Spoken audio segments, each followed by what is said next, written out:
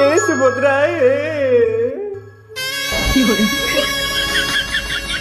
ତୁମେ କାହିଁକି ଆସିଲନି ମୋ ବୋଉ ଆକାଉଣ୍ଟକୁ? ମୋ ବୋଉ କ'ଣ ଜନସେବା କେନ୍ଦ୍ରରେ ଲାଇନ ଦେଇ ନଥିଲା? ନା 2ଟା ରାତି ଯାଏ ଅପେକ୍ଷା କରିନଥିଲା? ଏ ସୁଭଦ୍ରା ମୋ ବୋଉ ଭାବିଥିଲା ତୁମେ ଆସିଲେ ଗାଁ ମୁଣ୍ଡରେ ବରା ପିଆଜି ଦୋକାନ କରିଥାନ୍ତା,